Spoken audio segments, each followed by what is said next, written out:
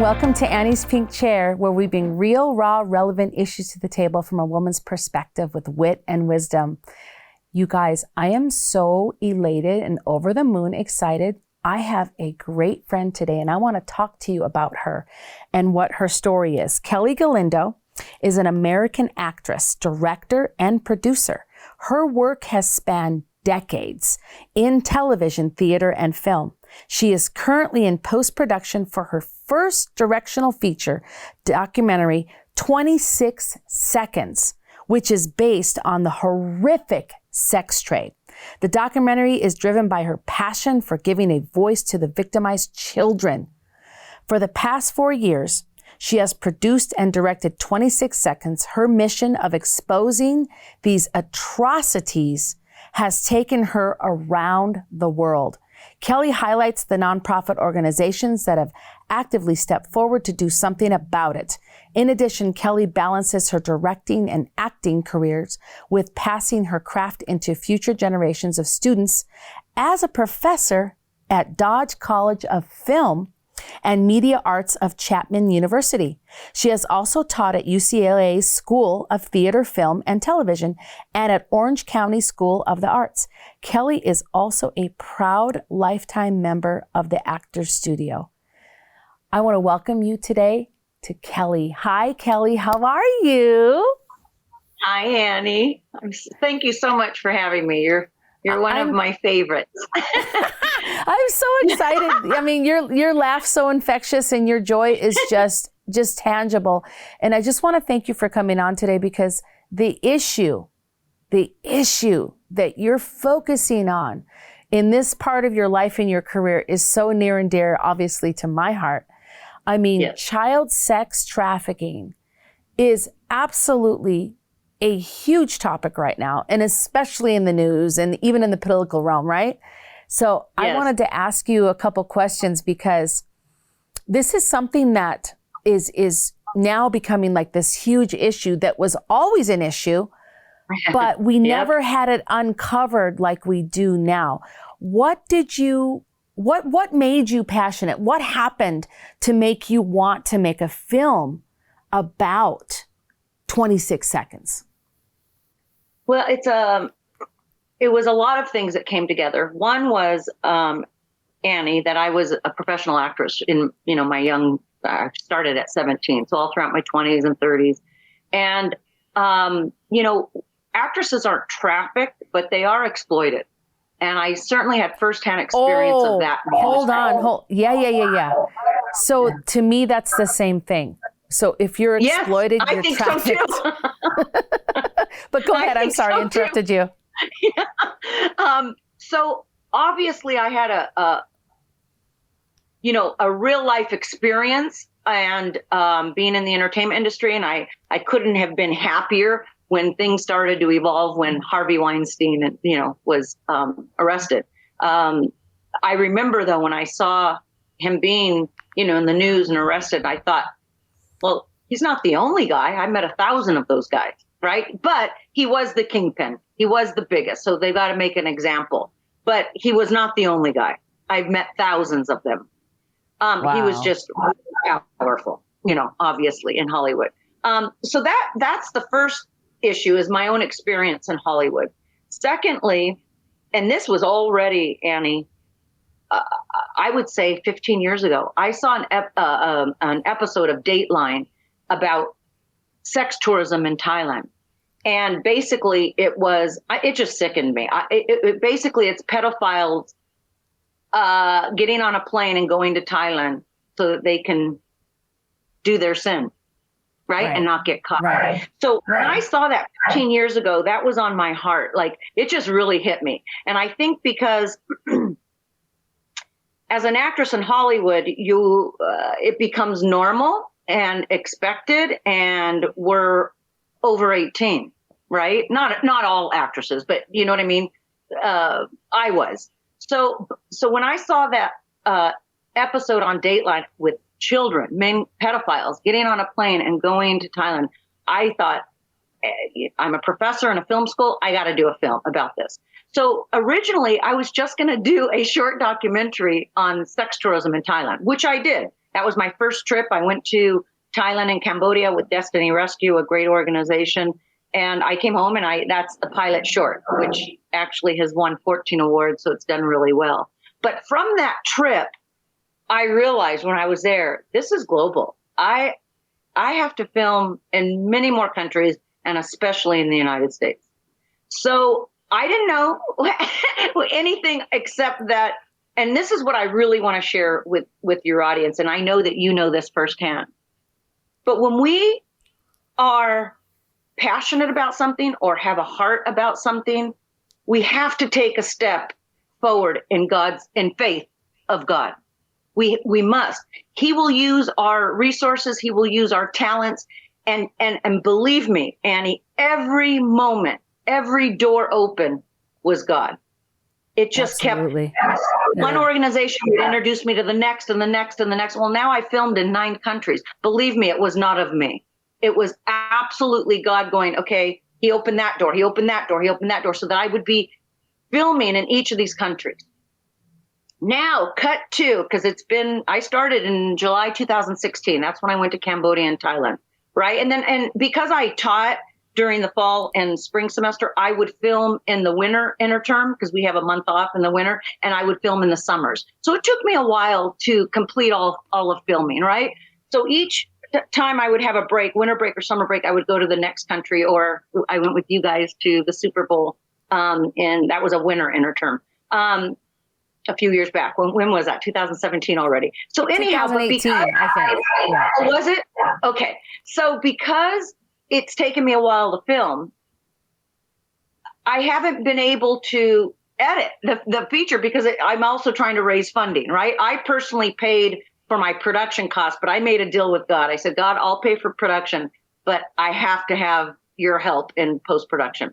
And it hasn't really happened yet, but I trust God, right? And then COVID hit, and it gave me the time to sit and be still. And God said, I want you to edit videos of all the organizations in the US only and put them out, whether you have funding or not. Okay, so I did that, right? And this is back to what I want to share with your audience. You got to listen to God, and you just got to take a step in faith.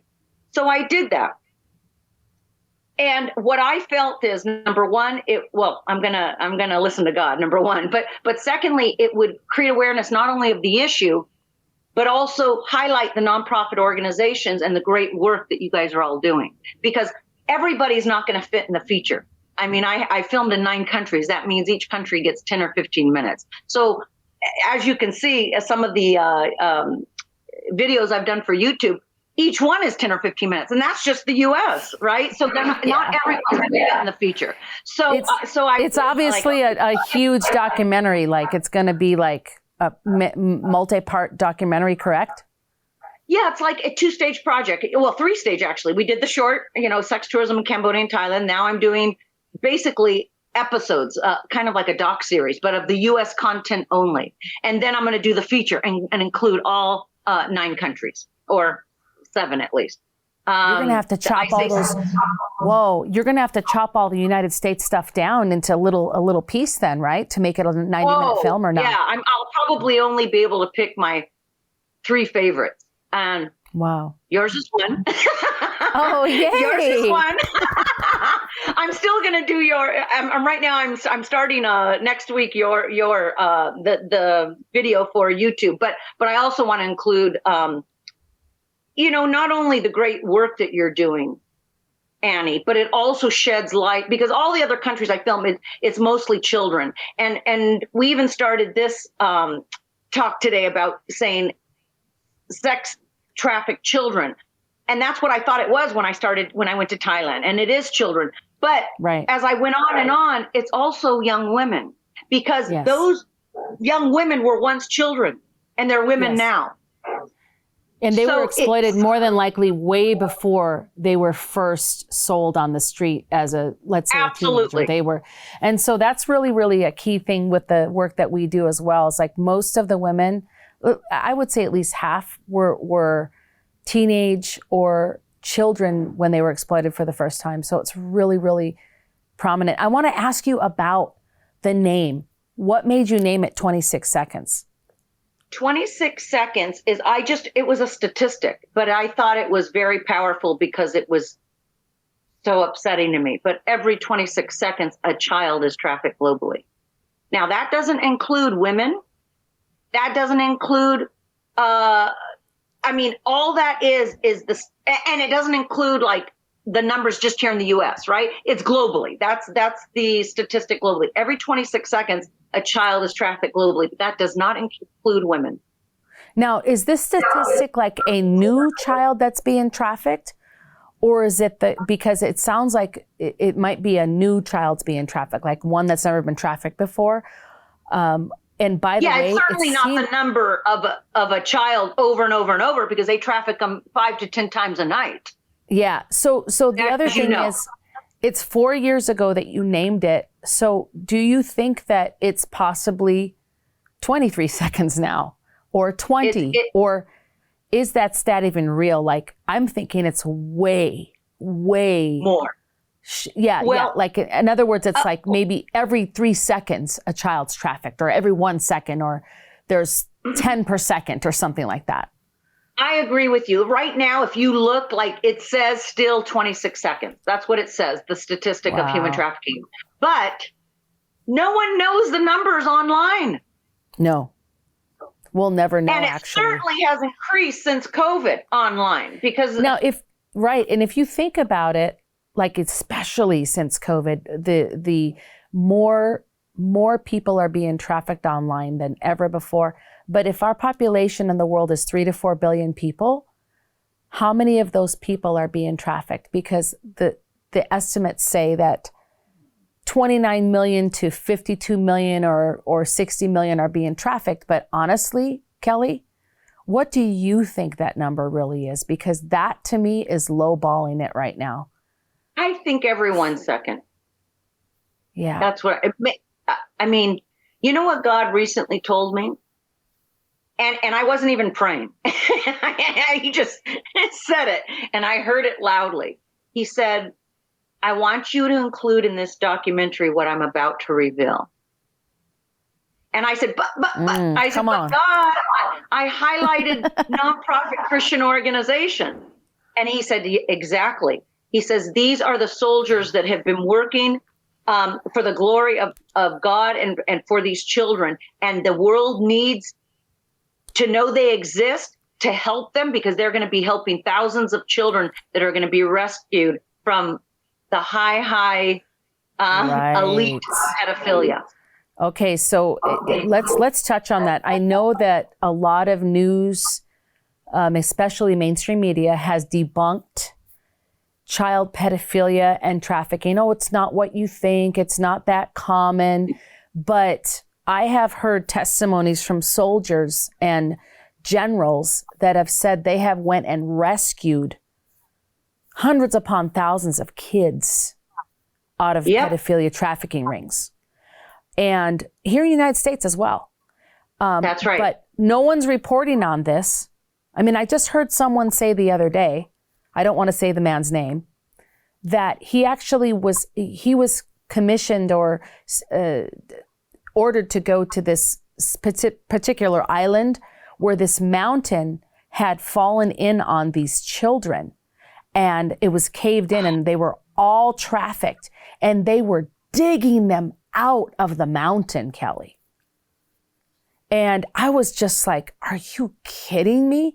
And no news source is reporting this. And I find it so like the enemy of our soul, which is Satan, to try to cover up all the darkness with more darkness, right? And not shining that light. And that's why I really love that you're doing this and that you have a heart for this, because I believe that the films that you're working on and the film that you're going to present to the entire world, by the way, it should be broadcast globally, I think, and that it's going to open up blind eyes, and it's going to set so many people free. And it's going to not only do that, but it's going to give the people that are watching it, Kelly, and people that are being trafficked and people that never learned about trafficking, they're all going to like wake up and want to do something. The ones that are stuck are going to have this hunger to leave and think that hey, if I see other orgs rescuing women and children out of this, and men, of course, I should say boys, then Yes. I can get out of this too. So what is your thoughts on that? Well, two things. One, to go back to what's happening in the pedophilia in the elite. I don't know what's happening. I just listen to God. He says, include what I'm about to reveal. So, my intuition and the things that I have read believe that it's true, but I'm waiting for God to reveal. He's going to reveal it. He said he is. So well, he is. I mean, and I'd like to mention some Hollywood people because Corey Feldman people have laughed at him. I actually met him in a nightclub in Las Vegas when I was being trafficked. He was a very nice man, by the way, very sweet. I met up at this nightclub called The Ritz, and he probably doesn't remember it, but I was having a conversation with him about, I'm a call girl. And he was like, what? He couldn't believe it. I was telling him what I did for a living. Like, he wasn't even trying to hit on me. He was very respectful. But like I was saying, Corey Feldman had a lot of accusations toward a couple different stars. And I frankly believe him because some of the people that he mentioned are people that used to call the escort service. And so, in Las Vegas. So it's like, that's very believable, Corey. So I just want to say. It's not just the stars. He was trafficked by the producers used to. Him. What was the other Corey's name? Corey Feldman and Corey Haim. Haim. Mm-hmm. I mean, when they were children, they would pass them around. And I mean, even Justin Bieber, is that his name? He became a Christian and he pulled out. He said, whoa, I'm not doing that. Wow. Like he's witnessed. Yeah. So, I just want to just reiterate about the voice that's going to come out of this film in 26 seconds. You're not the last person to be passionate. You're going to spark a fire. And I see that. I hope so. And for some reason, I'm seeing like dynamite in my spirit for this when this comes out. It's going to like explode and something's going to shake the earth. I mean, I really believe that God is about to, and that's what God does because Jesus is the spirit of prophecy.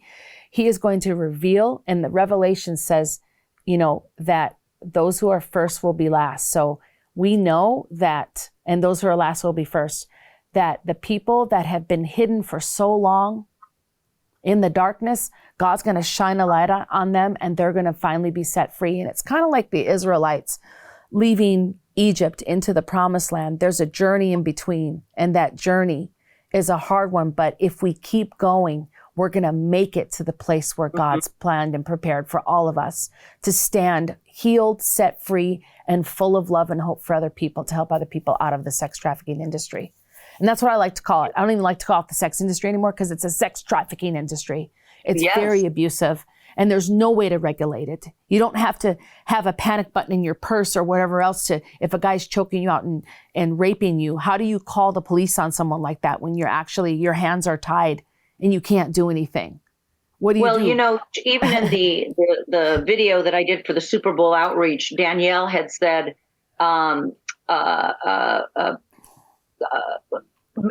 strip club managers are just glorified pimps. And that is what strip club managers are. It's also what people that have pornography on, producers in pornography, or people that own these websites that put pornography on. They're just glorified pimps. That it's not any difference. It just, for some reason, it's okay. It's legal. What? Right. Yes. And I'm just really happy that you came on today, Kelly, because I'm going to tell you something. I want people to know about what you're doing. Can you tell us what your website is? And if someone wants to contact you, how they can get a hold of you? Yes. So my website is 26 seconds, plural with an S, doc for documentary.com.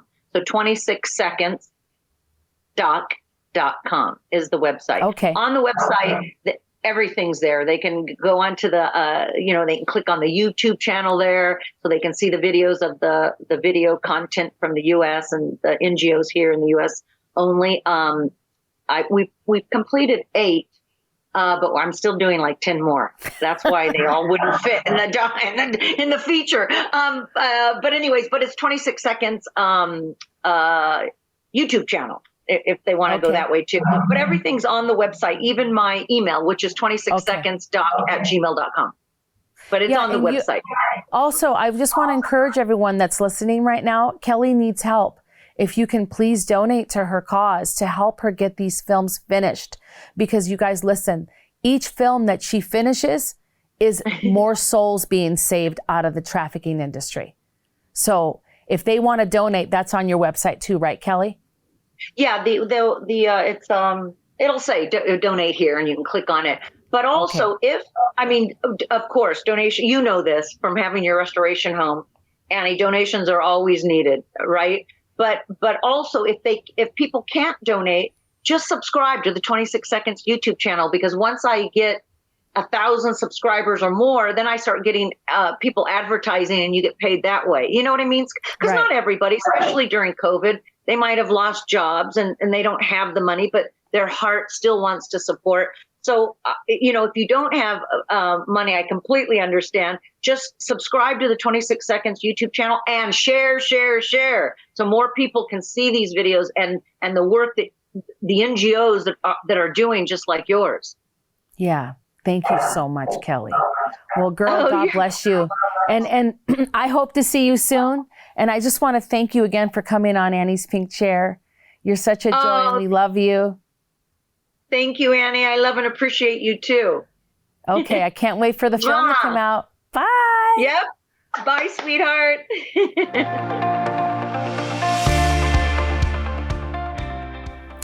Today on Pink Chair, we're talking about child sex trafficking and my friend Kelly Galindo's movie, 26 Seconds. I wrote a book about my own personal story with sex trafficking in Las Vegas as a high-class call girl, and it's called Fallen Out of the Sex Industry and Into the Arms of the Savior. This story reads like a movie, and once you start reading it, you will not be able to put it down. I promise you. You can just go to hookersforjesus.net and pick up this today. And right now, I want to share with you a clip from Kelly Galindo's 26 Seconds documentary. Enjoy.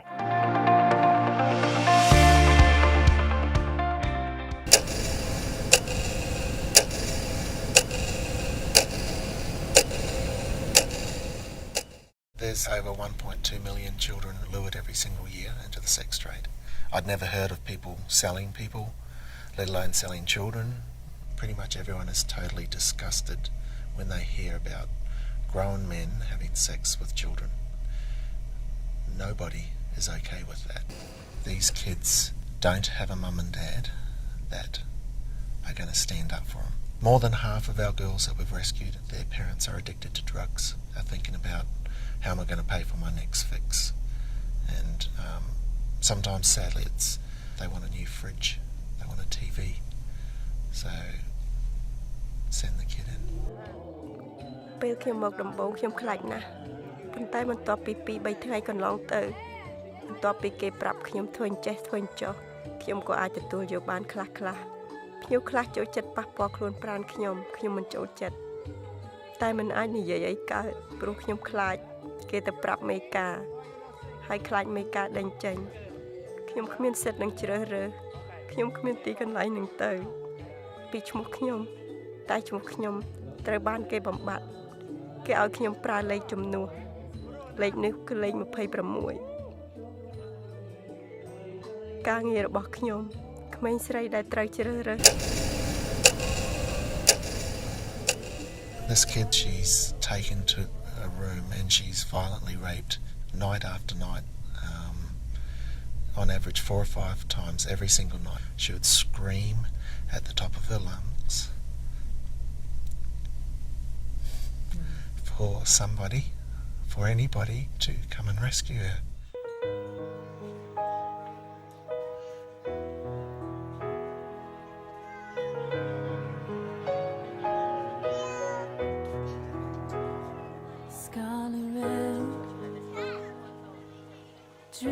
from my veins. What's wrong with me? And I imagine such things, and if only for a moment, let there be peace. These kids are born into it.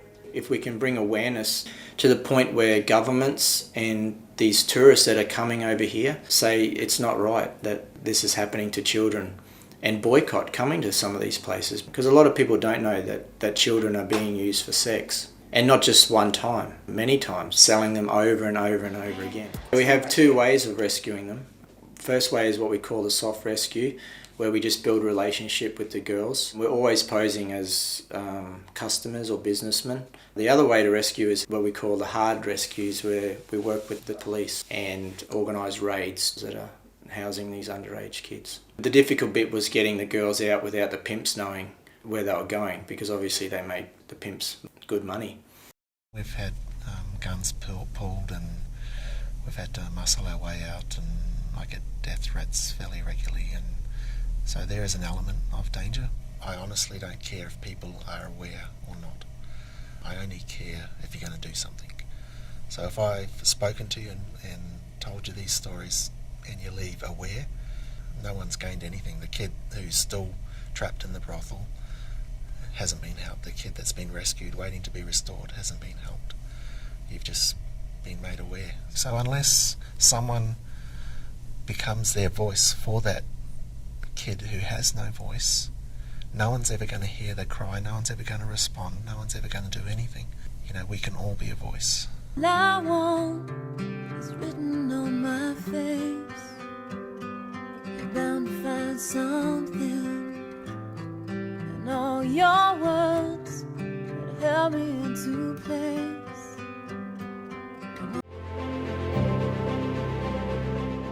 Hi friends, it's Annie Lobert from Annie's Pink Chair, and I am actually on location at our nonprofit ministry called the Destiny House. And do you feel and see the presence that's going on here? The peace, the calmness, the comfort, the beautiful grass, the trees. This is what each woman comes to when she enters our Destiny House program for sex trafficking victims. Would you please consider partnering with us monthly, or just send us a one-time donation? Just go to our website at hookersforjesus.net and click on donate. And listen, your donation goes to a good cause, and it's tax deductible. Thank you so much.